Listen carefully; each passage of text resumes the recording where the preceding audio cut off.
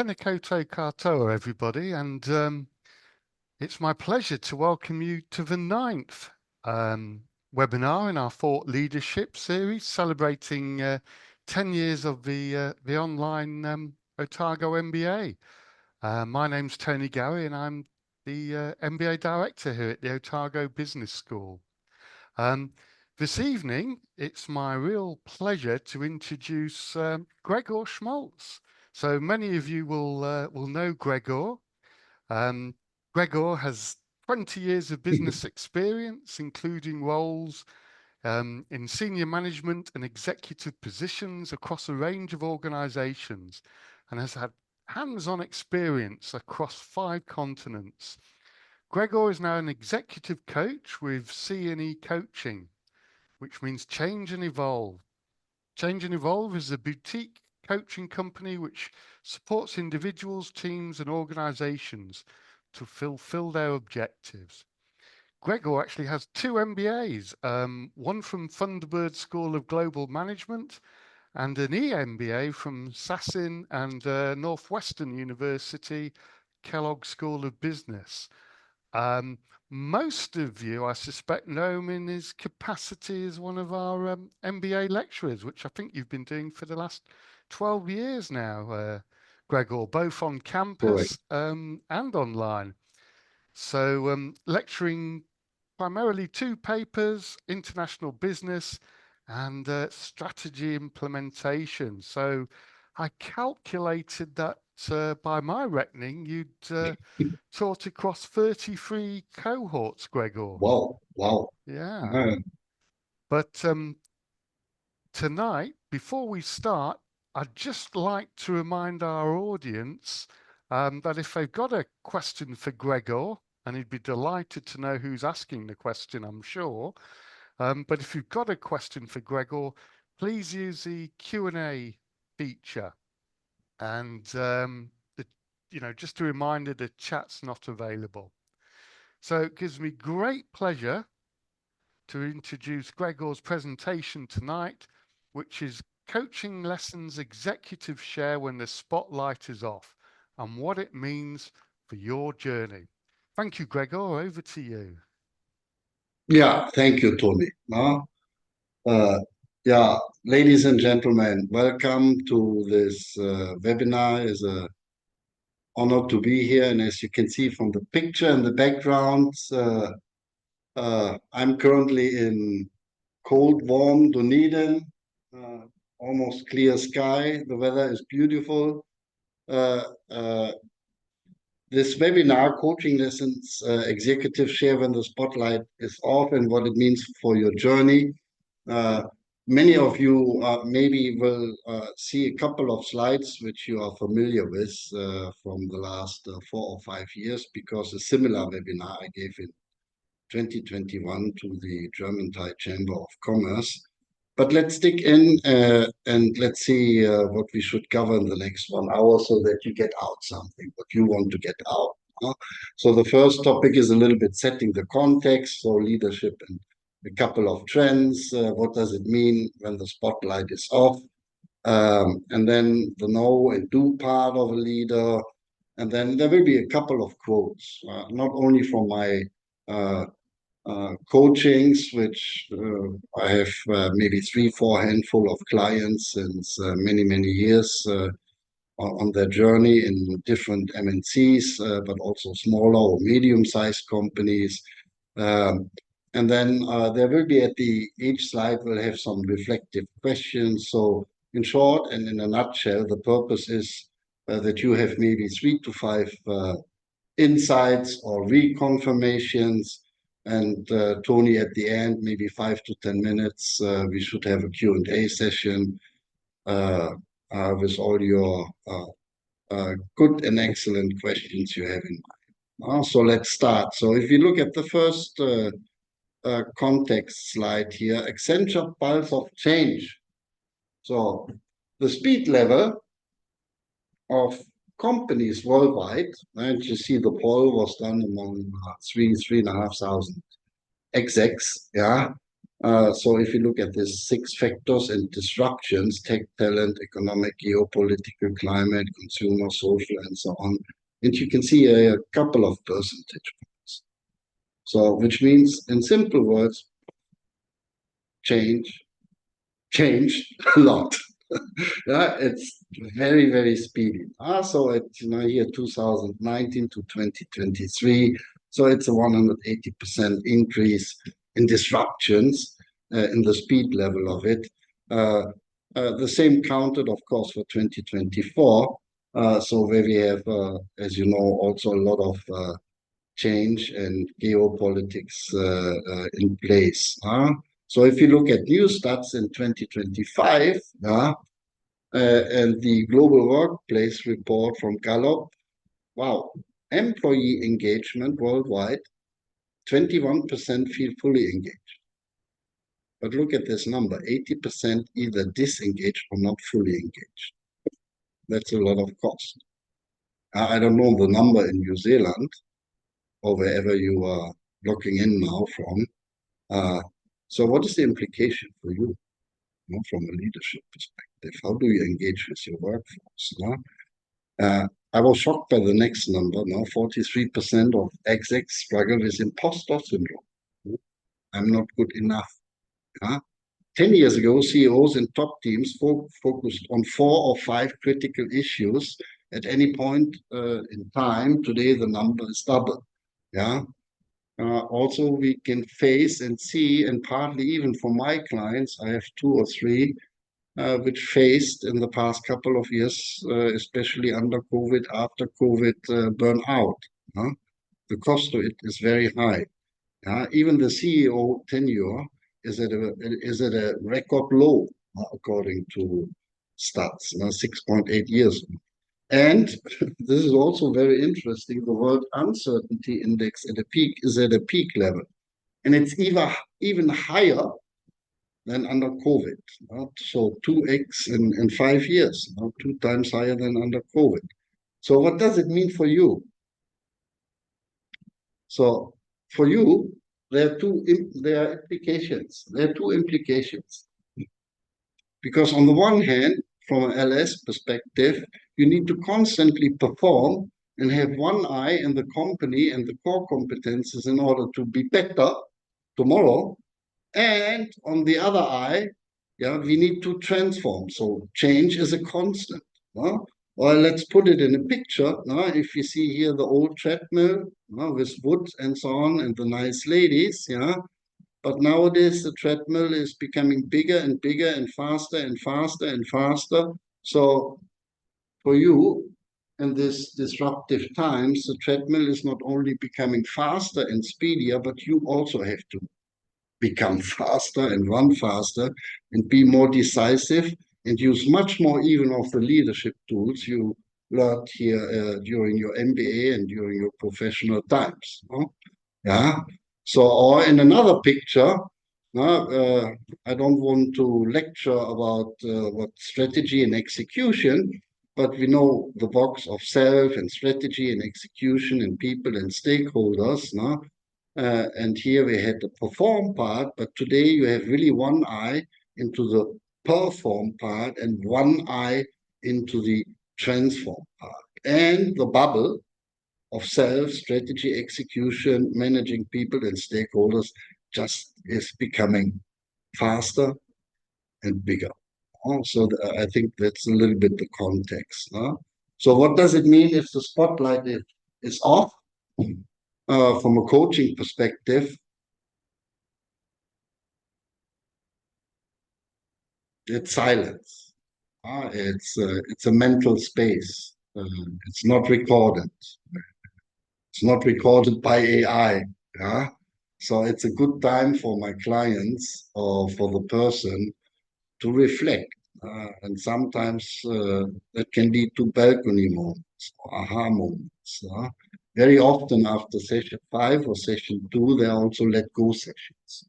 Very important. Where sometimes we have a frustration, be it with the top management, with peers, or with subordinates, or even with the board. And then it's also good to let go.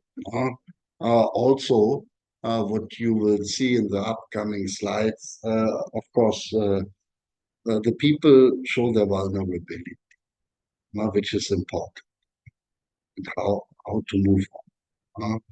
Yeah, so topics are failure, success, lesson learned.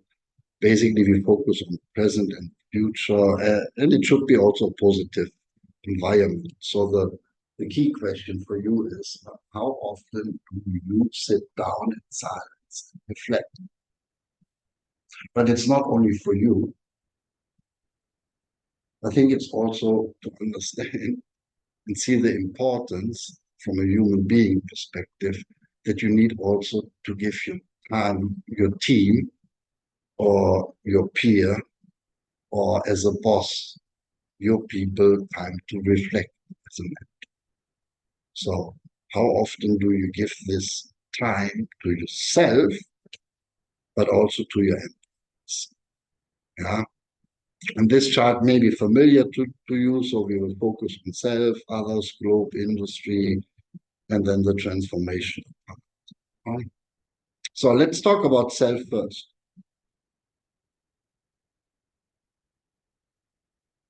So Tony, how many business plans you looked at in the past 10 years? More than I care to remember, Gregor. More than you care to remember. No? So now, and if we ask, I don't know, 20, 30 people who maybe participate in this webinar, how many business plans you did during your MBA, before your MBA, or after your MBA? A lot. Huh? So you look a lot at business plans, but the key point here is, what is your personal business plan? Yeah, and this it's not a TED talk here. Bill, he is unfortunately he has Parkinson, but you can watch his TED talk, Inside the Mind of a Winner. He trained gold medalists and high-performing sports champs and athletes. But the first question is also for me, maybe for Tony, yeah, maybe even for our tech support, Casey, and all others. What do you want from life? Yeah? Many people don't know how to answer because they don't sit down, be it alone or with your partner. The second question is then, uh, uh, also from a company perspective, what do we want to achieve? How badly do you want it? And the third one is, how much are you willing to suffer for it? Yeah. Because if I saw yesterday Manchester City 3-0 against Liverpool, yeah, that's nice to see Haaland, how he scores goals and so on, but we just see the goals. But we don't see that this guy starts at 6 o'clock in the morning, trains for 2 hours, then he trains with his team, yeah, and after even the match is over, he does another session. So if you look at all these champs or gold medalists, yeah, they have pretty much physical stamina, technical stamina, the right attitude, mindset, and so on and so forth. So here, the three questions, they are so valid also for business, and for yourself. If you want to climb the ladder or the corporate ladder, how badly do you want it? And how much are you also willing to suffer? Because sometimes at the top it can be very lonely. So reflective questions. Now, what is your life story? Are you a follower or are you a creator? Be it at home or in business. Or even the question, how often do you reinvent your life if you want to? I said yesterday to a good friend of mine, I counted myself, I reinvented 12 times. Do I have regrets? Yeah, maybe one time, Tony. Yeah, yeah, yeah. Are you ready to compete? And I think this is very important. Physical, technical, tactical attitude, and of course, where here Bill, especially in this case, comes into place. in attitude and mindset. Oh, yeah, yeah. So talking about self, it can be very uncomfortable sometimes to look deeply at yourself or in the mirror. Because from a coaching perspective, sometimes in terms of reframing, I'm a little bit of a mirror to my clients, reflecting and acting on what is staring back at you. So the mastery of self and deep understanding of self, leading others, leading leaders, leading org and businesses is very important. Yeah, so if you look at some quotes, I was pushed into the role and did not want it. What happens? Failure. Or a couple of clients even said, I just was too greedy, money driven. You should just take the promotion for the money. Yeah, maybe that's one component, but it should be not the major. Yeah, I love to grow people and businesses and understand P&L. We all understand P&L and LNP. LNP stands for love and people.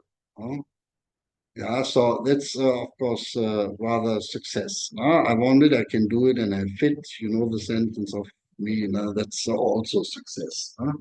So if you want to be the most popular person in the room, sign up for a beauty contest, but not for leadership. And here I put he, she, it because we are New Zealand. Yeah, Tony said, you know, uh, be NZ conform. Yeah. Yeah. So if we talk about self, and if you have a house and the house is a little bit dysfunctional, yeah, yeah. So clean up your house first before you lead other people. Otherwise, it will not function. So really go deep into yourself. And the clients of myself, they do it. They really understands what motivates them. Yeah, they really have skin in the game. And they also have thick skin. And they face also their blind spots, no matter how dark, because we all have blind spots. Yeah, yeah. And if you look at self from a leadership perspective, you see here the quote, lessons in life is we need to let go. Sometimes it's guilt, sometimes it's fear, sometimes it's greed, sometimes it's loss. Change is never easy. We fight to hold on and we fight to let go. That's a nice paradox. So I think from a leadership perspective, people with a high ego, people will smell. So let go. The fact of fear in my sessions always come up at one point in time. Because some people have fear. Some people is a little bit, some people more, and some people are full of fear. So here it needs to be managed. Perfectionism. We talked about this in class. And then I think a big topic is also you need to let go your monkey monster. And monkey monster is to focus on the right priorities. Monkey monster is learn how to delegate. Monkey monster is they should come up with solutions, not always me. And let in, of course, humility and servant leadership, courage, grit, be bold, the 80-20 rule, and learn how to delegate. And then there's another rule from one of my clients. He said always 1/3, 1/3, 1/3. So 1/3 I invest in business as usual, 1/3 in internal, external stakeholders or my XCOM team, and 1/3 I should really invest moving the business strategically and by execution forward. So here, the reflective question for you, is there anything what holds you back?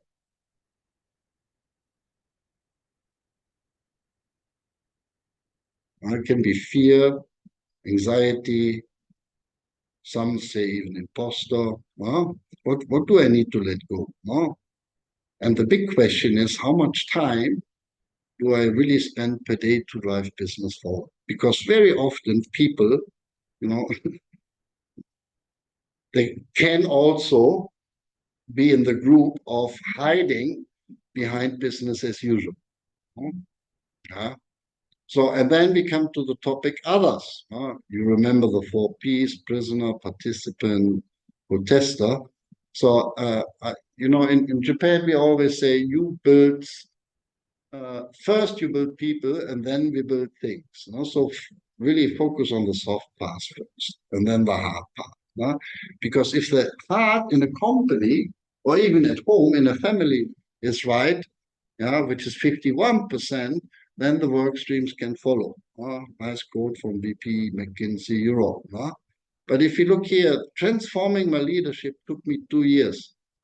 Next time I will do this in 3 to 6 months because I just lost too much time, money, energy, and so on and so forth.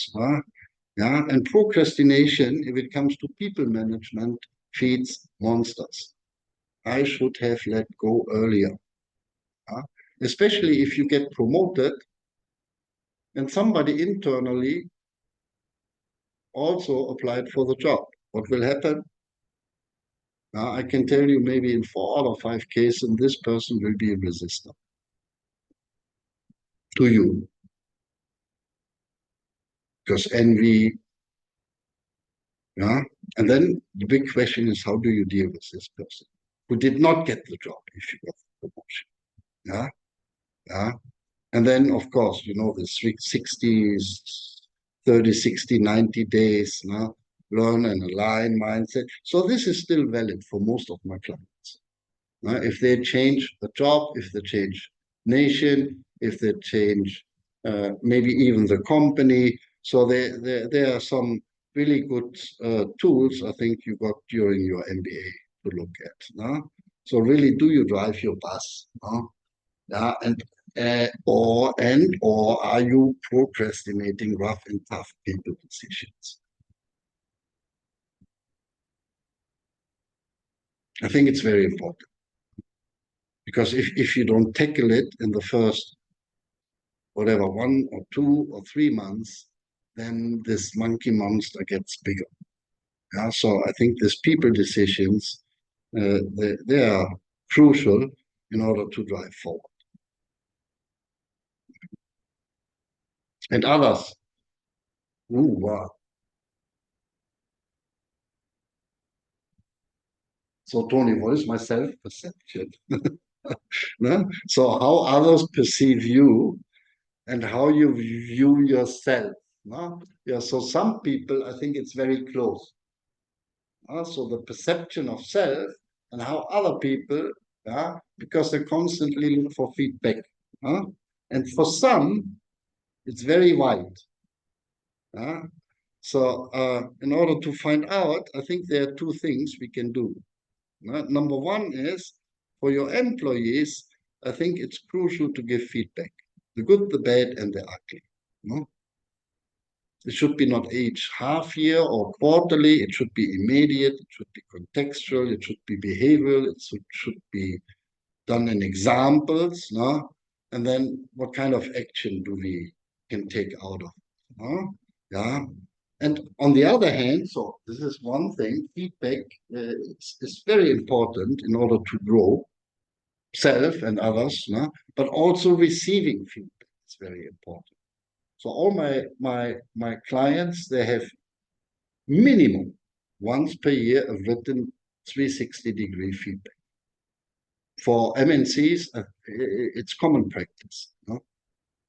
And they are very valuable. It's not maybe the ranking 1, 2, 3, 4 out of 5 in any circle of leadership. What is very important are the written statements, because this is where people learn a lot out of it. And also, I think it's very important that you go to your boss on a regular basis and ask for feedback. The other thing is the higher you climb, and the higher is your P&L or your budgets you are in charge of, the more people you lead directly or indirectly. That's a no-brainer. But the key is the higher you climb, you can see here, the more you will spend on managing conflicts, right? Well, it can be staff, it can be boss, it can be peers, it can be your customer, it can be in the market. However, the paradox is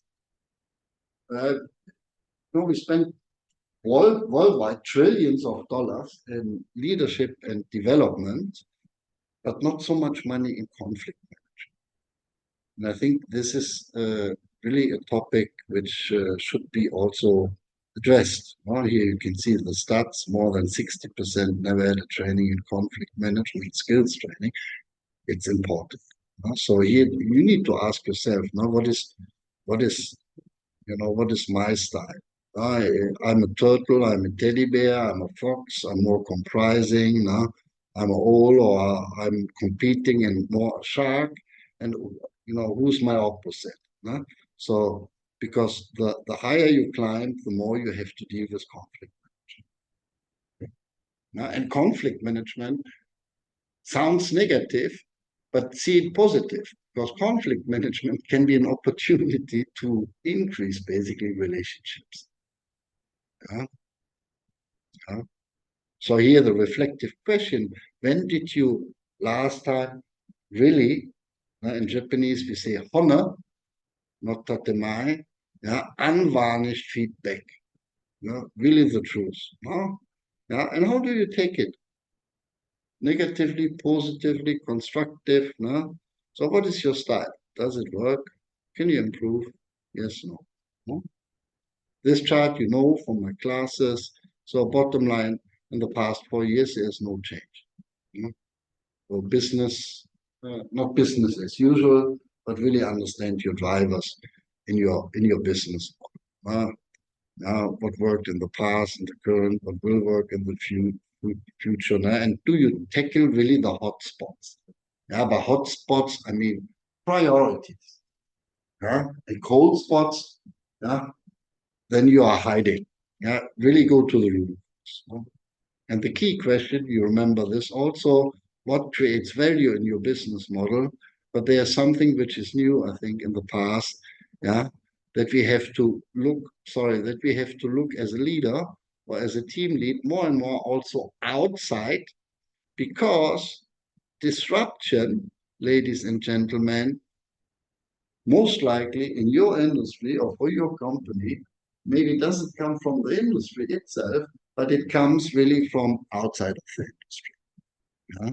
And here stats prove this. So have an eye also outside of your business. There was a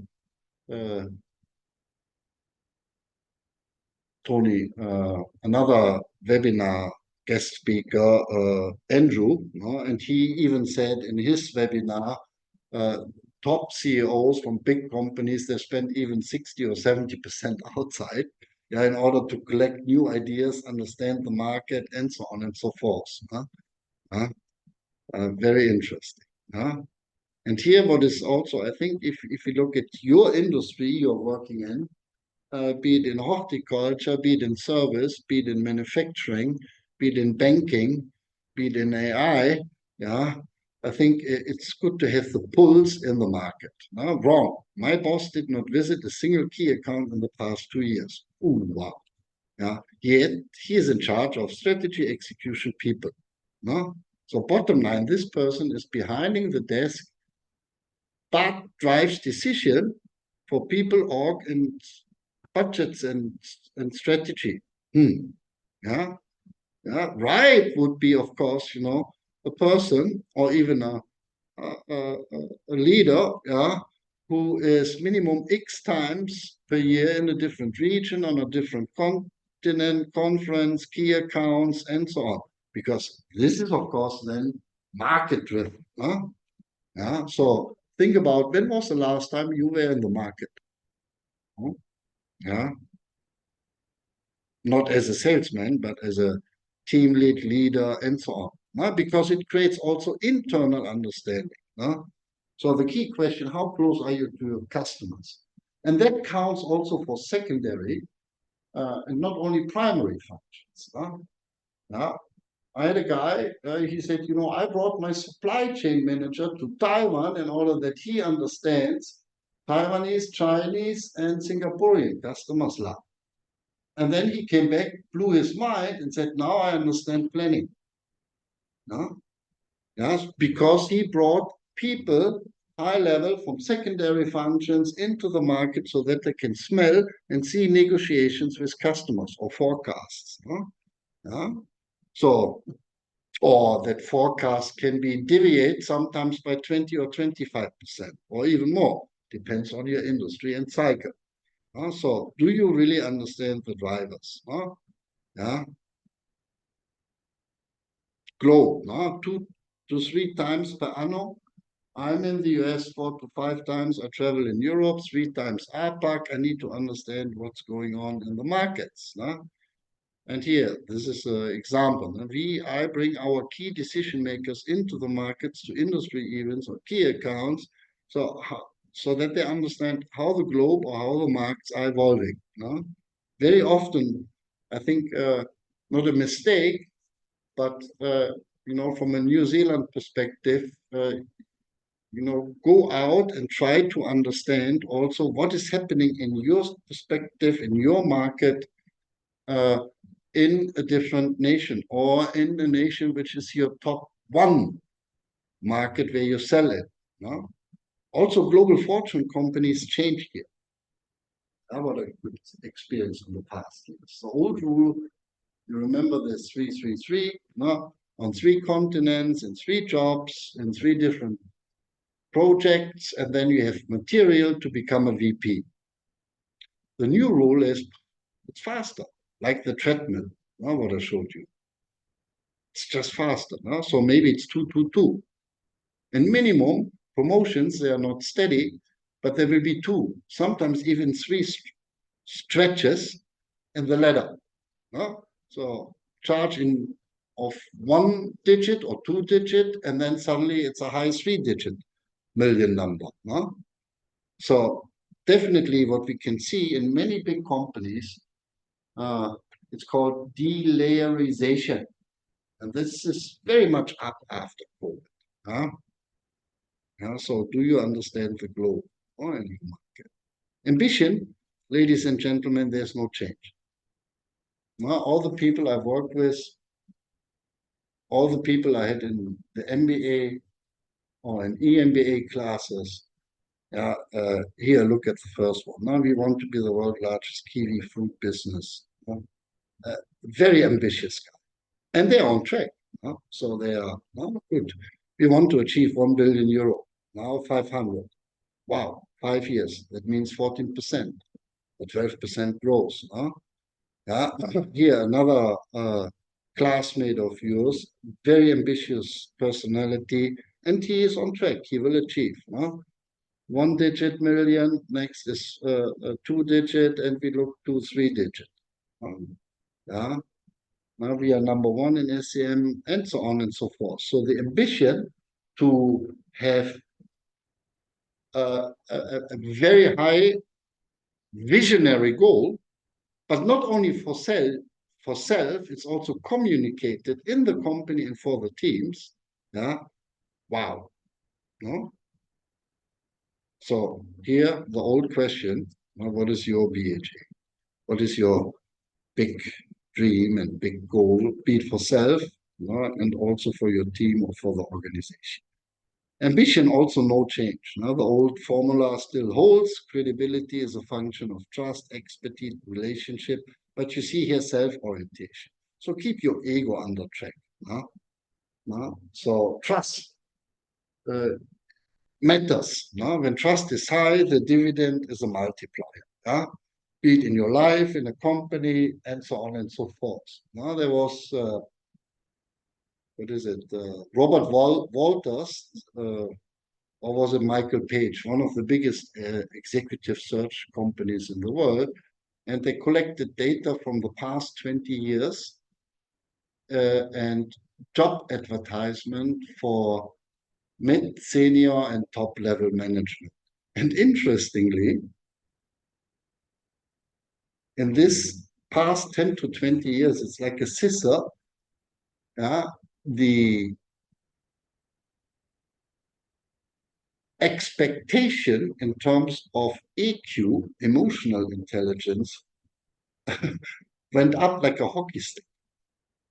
So that means we want people, of course, we need people who drive results, but the vehicle to it, as we know, is emotional intelligence. And this is for top leaders or senior managers more and more and more requested. Yeah. So here, now reflective question. Now, are you credible in your team? Yes, no. You know it, you feel it, you get your feedback. And do you stretch your team? And remember the power of 1%. Be it 1% more saving leads to 1% more email, 1% more talk, 1% more uh, uh, reading a book, 1% more having a difficult conversation or looking for it. So 1% more growth mindset. If you accumulate this over 1 or 2 years, boom. Yeah. And are you ambitious? I'm now week 2 here in the classroom, and I just can repeat. Yeah, if you are not competitive, sorry, don't work in business. Yeah. So people in pipeline, bottom line, there's no change.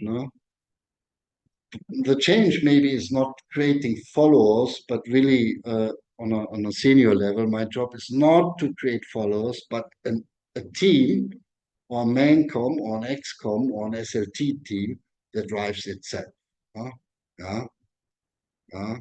And remember, if you talk about people, and especially with different generations now, not only baby boomers or X or Y or Z or Alpha, the rule of 4-1. Praise in public and private 4 times, and discipline in private. Yeah, good. So, reflective question, what is your approach to fill the pipeline or succession? And then the challenge of leadership, also no change. I wish I had one eye in the microscope and one in the telescope. So it's really wrong to have meeting after meeting. That's wrong, because it's very difficult to compartmentalize. So you need me time for self, but also for your team. On the other hand, balance. How often we have meetings which are basically useless. So here, I think one eye should be really on the quarters, on the budget, on the planning, on strategy, on execution. But X% or XX% per day, per week, per month, per quarter should be really spent also on the mid to long. And that can differ from industry to industry. So really, how much time per day, per week do you really spend in order to lead your business or your team or yourself or the others forward? And then we come to the topic focus, decisive, judgment, selfless. So that is from an article from IMD in Switzerland, the leadership must-haves. That's nothing new to you. I think what we could see in the past couple of years is definitely top global companies invest much more time into these engagement styles. And very often bonus is immediately linked. So basically in all my coachings, at one point, Gregor, we need to talk about people and management again, because I know in half year there is this survey. And if we are below 70 or 80% or X, whatever is the target of the company, then I'm in trouble. Conflict. We talked about it before. I must jump in before or when it arises, or at least mitigate the conflict before it affects the business negatively. Yes. In terms of, this is another topic which is driven, of course, by media, TikTok, Facebook, you name it. Because the concentration span of many people get shorter and shorter and shorter. So what I can see in the conversations I have with senior leaders is really critical thinking, questioning assumptions, connecting the dots, and making really complex issues and put it into simple words, and hopefully to lead to better decisions. No? Yeah. A very big topic is always decision making. So really to understand, when is it my decision? Here I decide. Or I decide with your input, or we decide together, or you decide with my input, you decide. I think decision making is a crucial skill. So ask yourself, I'm good in decision making. What is my style? Is it substance based? Is it relationship based? Why? Why not? What is your room on improvement? Because people look up to you, or as a team lead, single manager. Yeah. So personally, I always, in my connecting the dots, I always use, what is the impact? What is the importance? Be it on sales, be it on motivation, be it on productivity, time, and so on and so forth. Yeah, and also question, very honest and brutal, what is my bias in decision making? Yeah, sometimes it's lonely. There was one guy who said, who was it? Oh, Gregor, there's a big difference between number two and number one. I'm lonely. Number two, I can offload to number one and I'm happy because I'm not in charge. I'm not responsible or accountable, but he or she, no? And now that changed. Yeah. Yeah. So it requires extra reserve of confidence, grids, and compartmentalize. So I think here, uh, a couple of clients and friends I have, they are extraordinary in, like Microsoft, and constantly upgrading their operating systems, and really work on the four drivers. Yeah, right priorities. What is your mandate? You are not maybe the sales director, but you're the MD. So then you don't work in sales. Role. Are you focused on the work that only you can do? Are you creating a positive leverage to get work done? Time, very important. Because sometimes it's okay to close the door and not have an open door policy always, because this is the minute where you tackle all your emails, where you need to think, where you need to have answers. Yeah. And I think also, you know this, meetings. If you count all the meetings you have, which ones are truly important? Energy. Yeah, you need to protect your health. Who are really your friends? Yeah, so now managing your energy levels, you remember this from the classes, is key to high performance, is not time. So better you protect your health and you protect your energy. Because, at the end of the day, there is something which is called resilience. We will come to this. Three easy steps to check on yourself. You remember this, no? Are you honest to yourself when you look in the mirror?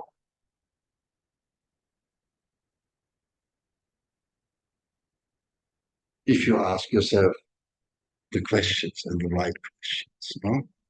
Yeah. Ladies and gentlemen, this is always a topic. Fear, anxiety, mind spiraling, imposter syndrome, what if, no? Fear expires. Regret doesn't. Yeah. So you can read this, but a big proportion, and in all conversations, there's always also the topic fear, which is human nature. Yeah? But the question is how you handle it. How to decrease your fear level, which is, for some, it's highly related also to imposter syndrome or fear of failure or so what I in former days and still today what I use sometimes is the 555 rule. No? So if I have a thought, is it a negative thought? Is it a really stinking thought? Is it a hot thought? No, it comes back and back and back and back and back. Yeah. So I think then we can use 555. So does it really matter in 5 minutes when your cortisol is high? Or does it matter in 5 days? Or does it matter in 5 years? Yeah. Most likely it doesn't matter. Yeah. Yeah. And remember, no, our brain, no, don't believe always what you think. Yeah, our brain tricks us each day. I don't know how many times, but often. No? So be a mastermind of your brain. No? Yeah. And here we have resilience. I think it's key. No? Because if you go back to the first 10 minutes, where we have the treadmill and it's becoming faster and faster, so you need to build up resilience. Basically, it's a strategic toolkit. Yeah. Well, so resilience is, it's not robustness. No? So that's, a central bank should be robust. Robust against internal or external shocks, be it FX related, financial crisis related. So robust. No? Yeah. Some companies, no, they should be flexible and agile. Huh? But for self, resilience means, something happened, and how do I absorb it that I get really better or stronger out of it? No? So basically, resilience is that this arrow is not the same or this arrow is not down, it should go up. And I think it's very important to work on this stamina, on your energy levels and on your resilience. So here the old question, what is your melting point? Now, what is the melting point of your teammates to understand it? And what do you do with the 1% per day or 1% per week, per month, to increase your resilience level? Mhm. Yeah. And then we have the challenging and the fun part of leadership. It's all a matter of perspective, as you know. Yeah. So make your choice. And some people want to climb and are competitive. Yeah, cool. But some people also on their life journey, if you come back to the first question, what do you want from life? Maybe I don't want it. I have also clients, here, big shot at Henkel. He said, Gregor, I don't want to be level 4 or level 5. I'm happy at level 3. Yeah, and then I move sideways, but I don't, well, I don't want to, and I cannot handle this responsibility. Yeah. So it's good to have the self-awareness and say no. But it's also cool, to say yes. My choice is, no, yeah, paradox of leadership. You remember the slide from Dare to Lead and Brené Brown. It's really, there's no change in the past 4 or 5 years. Letting chaos reign, big heart, tough decision, think big but starting small. One eye in the short, the other eye in the long term. Marathon and sprints. I think this changed a little bit because there's more sprinting from my clients, because people expect faster results. That depends on the industry. So last but not least, and then we have 10 minutes left, 5 minutes left for some Q&A. Yeah, energy follows thought. Where you put your thinking, and then we have energy that leads to something. You know? Thinking, and then we have actions. So what I do, even if I look at the past 1.5 weeks here in Dunedin and the meetings I've been in, now they express priorities. Some action express priorities. He is able, or she, or it, who thinks he is able. One person in class said, "Oh, I don't believe so much in manifestations." Yeah, they can help. No? All humans die, but few have lived. Think about it. Life is either a daring adventure or nothing.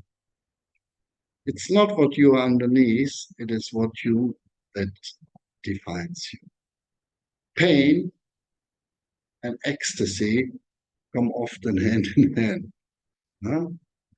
Ladies, and my favorite is, of course, all of you have gifts. Some of you understand them, bring them out. Some of you maybe explore them, bring them out. Maybe some of you not yet. So better look for them because we all have gifts. What choices will you make? Your choice. You're in charge. Will you follow dogma or will you be authentic and original with yourself? No? And when it's tough, will you give up or will you be relentless? And you can listen to this song. By the way, it's from Batman. Yeah. So you know Hans Zimmer, The Dark Knight. She has an extraordinary voice. So this is not from me. This is from the YouTube. But there's a lot of good thinking behind. So having said this, thank you for coming and joining at 7 p.m. on a Tuesday into this webinar. I hope we could give you some food for thought. And Tony, I'm happy to take any questions. Yes, please. Well, thank you very much, Gregor. That was really insightful. I'm sure our audience really enjoyed it. So, yeah, we've got a few hands coming up there. Right, I've got a question from Sally Warlow.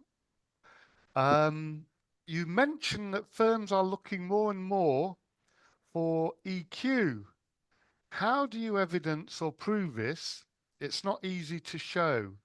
Mm. I think you can do a lot with personality tests and especially with psychometric psychometric testing. Yeah. So in these questions, you find a lot out about IQ and EQ. Mm. And of course, in interviews, there are a couple of behavioral questions. It's a good question. There are a lot of behavioral questions where you, if you dig deeper, no, where you can see how he or she handled a situation which is more related maybe to intelligence or which is more related to emotion. And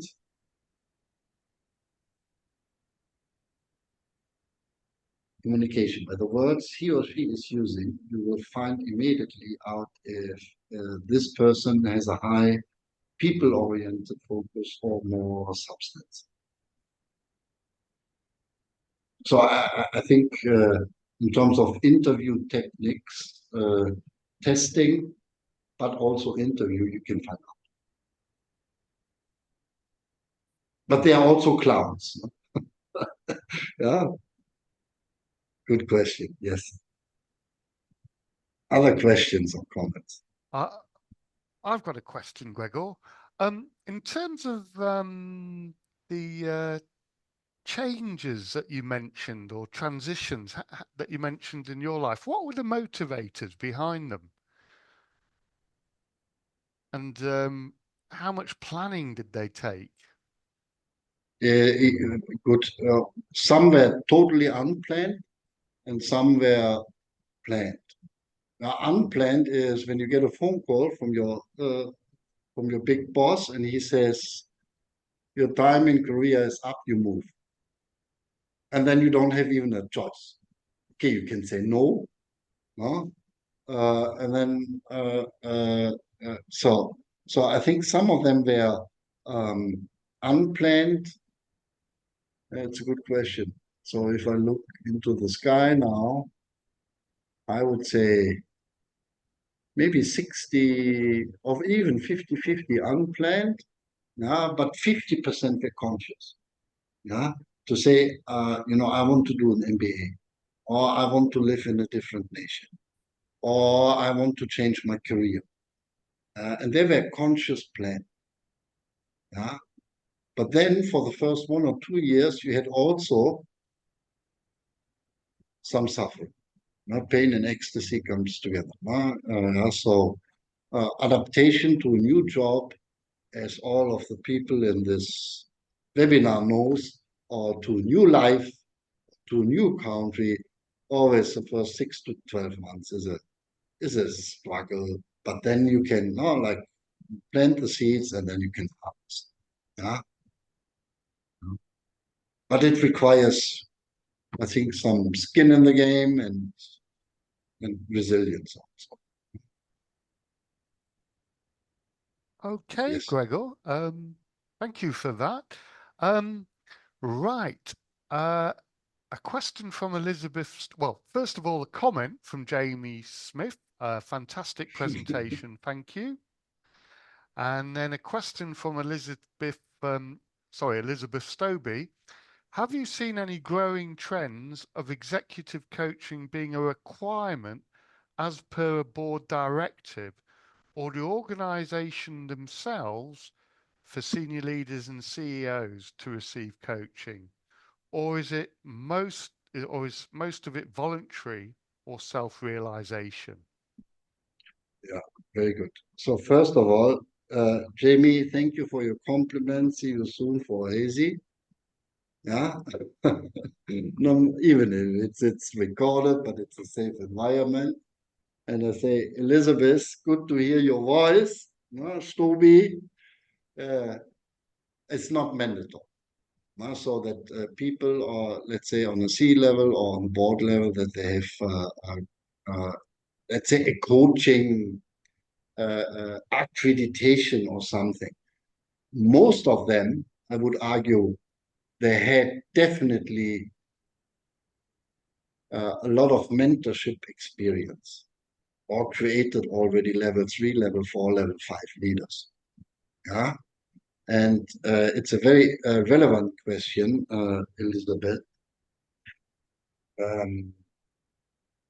because in what I can see in the past, no, not 10 years, but moving fast forward, in bigger companies, you have buddy systems, and you have more and more buddy systems, and you have more and more mentor systems.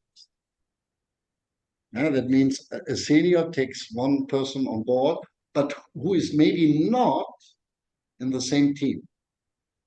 And what I can see also in some companies is reverse mentoring.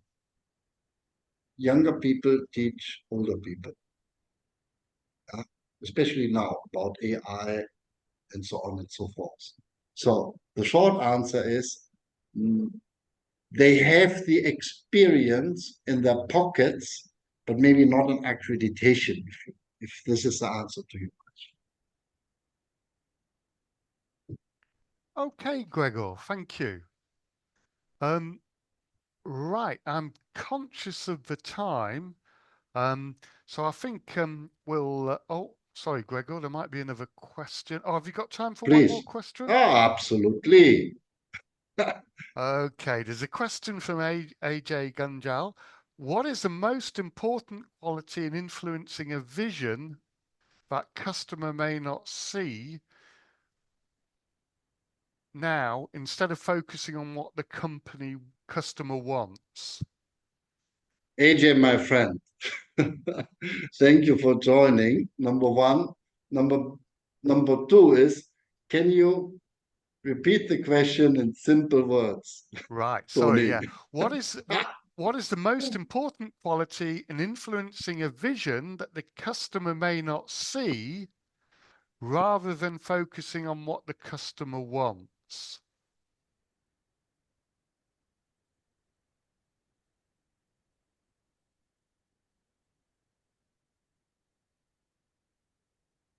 So if you know, Vision if you, over immediate needs. oh yeah. So I think a good vision is of course AJ ambitious. Yeah, a good vision maybe is definitely not only created for internal but also for external stakeholders. A good vision embraces not only the own people to stretch to have a, especially now for younger generation, it's more about purpose, yeah, but also for the customers to see, this company stands for a couple of things, and this is the direction the company wants to go.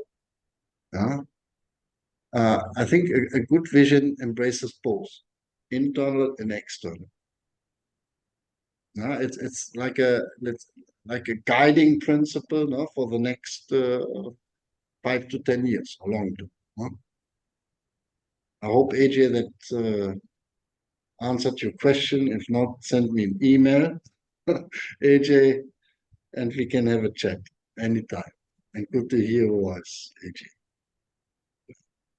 I Okay, have time. Gregor. I have time for another one, or Tony, what is it? No, I think we'll have to wrap it up. It's Yes. past 8 o'clock, Gregor. But Yeah. hey, just a big thank you from myself and the team here at the Otago Business School for that great presentation. And I'm sure I'm speaking on behalf of all the participants and your former and current students. So thank you, Gregor.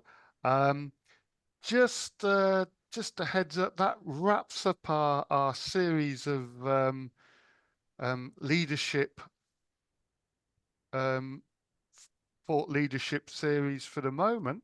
But please do keep an eye out on events and so on. We will be promoting further webinars, further face-to-face events such as the big 60th on campus, sorry, 50th on campus next year, and look forward to catching up with you all then. So, couple of, yep, just a comment from Brenda Stebbings. Thank you, Gregor. Gregor, was a real pleasure to attend. Thank you, Brenda. Yeah. Tony, thank you. Wish you all well. Take care Thank you, Gregor. and be happy. Cheers. Bye bye. Bye bye. Bye.